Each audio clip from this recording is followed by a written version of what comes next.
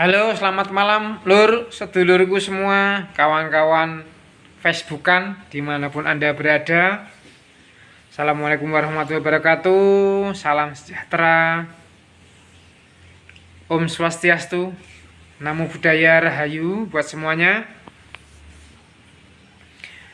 Di sini saya berperan sebagai seseorang yang sedang belajar untuk memanajemen emosi, mengelola emosi, menari bersama emosi, melampaui emosi.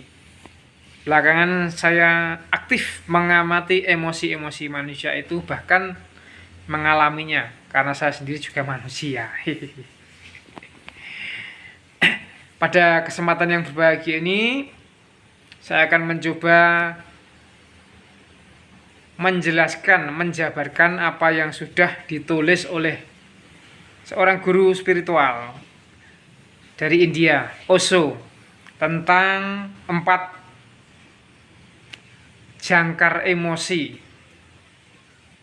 4 jangkar emosi agar emosi kita senantiasa murni, semakin dimurnikan. Nah, jadi ini tips bagaimana agar emosi kita selalu stabil, emosi kita selalu dalam keadaan baik, emosi kita selalu selaras, emosi kita semakin murni ya. Nah, kalau gitu ada emosi yang tidak murni, emosi-emosi rendah. Iya. Emosi yang tidak murni itu yang buruk, yang mengacaukan kita, seperti marah, jengkel, kesal, sakit hati, menderita, dan sebagainya. 4 hal saya bilang jangkar ya, kayak kapal lah, itu kan ada jangkarnya, penambat biar kapal tidak kemana-mana, biar emosi kita semakin murni. Tanpa panjang lagi, 4 emosi itu adalah: 1, welas asih, cinta kasih; 2, keramah tamahan; 3, keceriaan; 4, rasa syukur. Ya, ini semua juga bagian emosi, rasa, perasaan. Kenapa 4 itu? Rupanya sang guru itu menganalisa manusia, emosi-emosi manusia yang merusak manusia.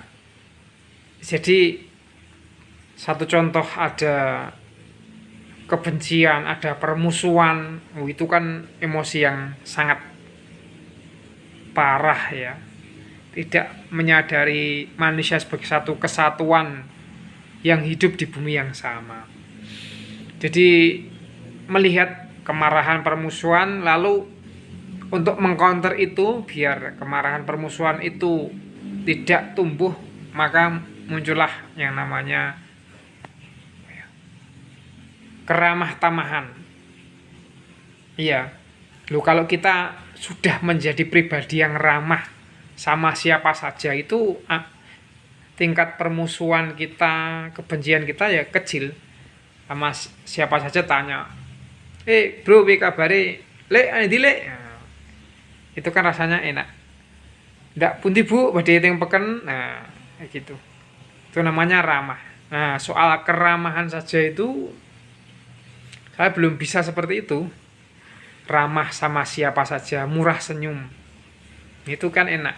Kalau seperti itu nanti ya kita, emosi kita semakin murni. Itu seperti membentuk kebiasaan emosi, pola-pola emosi kita sebagai pribadi, sebagai manusia. Keramahan. Yang kedua, keceriaan. Lu kenapa keceriaan?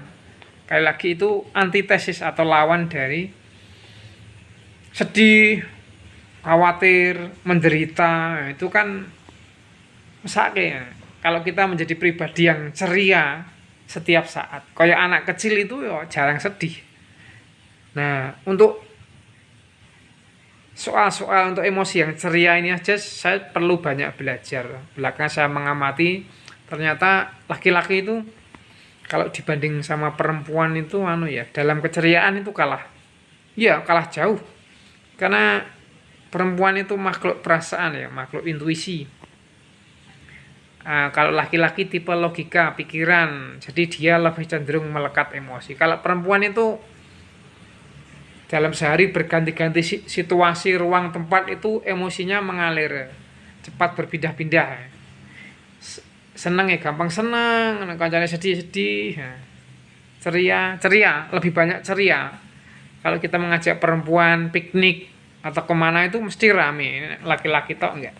Karena perempuan itu sifat dasarnya itu ceria. Nah, kalau ceria ya itu mengcounter ya, melawan rasa sedih, sengsara. Tidak lama-lama jika sedih terus ceria. Nah, untuk keceriaan ini kita perlu belajar sama perempuan. Tadi keramah tamahan, lawan dari kebencian, permusuhan. Keceriaan ini lawan dari apa tadi? Keceriaan. Ayo, siapa yang ingat? Penderitaan, kesedihan dan sebagainya. Nah, keramah tamahan, keceriaan, terus welas asih, jelas ya.